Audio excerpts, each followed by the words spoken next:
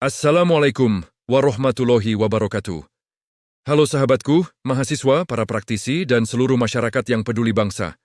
Saya Agus Budi Utomo, praktisi analisis kebijakan publik dan dosen dunia maya. Pada episode ke-11 ini, kita masuk ke area yang cukup panas, lembaga legislatif. Kita bertanya, apakah keterwakilan rakyat melalui anggota DPR sudah sepenuhnya terwakili? Kita tahu mereka berangkat dari partai politik yang punya kepentingan sendiri.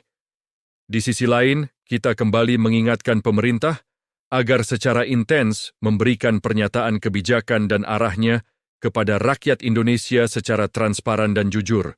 Jangan biarkan rakyat meraba-raba di tengah simpang siur informasi.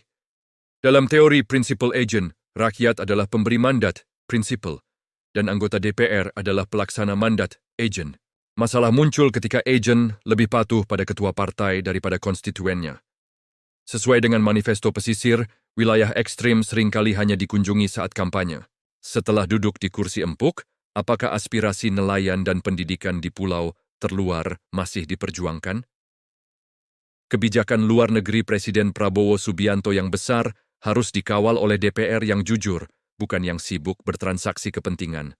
Tanpa transparansi dari pemerintah dan integritas dari legislatif, wilayah pesisir akan terus tertinggal dalam peta pembangunan nasional.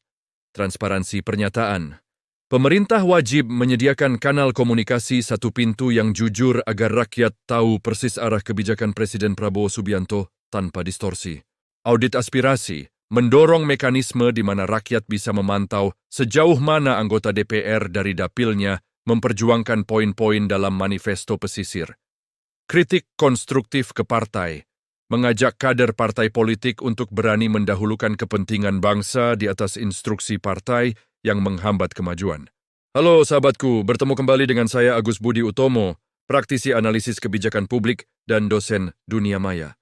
Episode 11, menyoal wakil rakyat antara mandat dan kepentingan partai.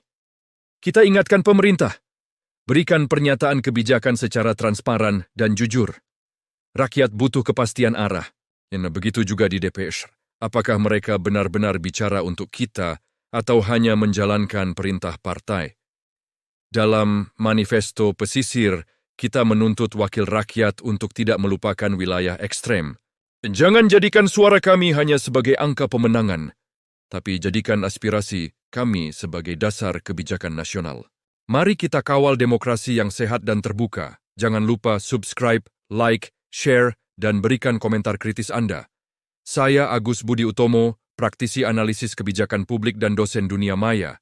Ikuti terus episode selanjutnya. Sampai jumpa. Wassalamualaikum warahmatullahi wabarakatuh.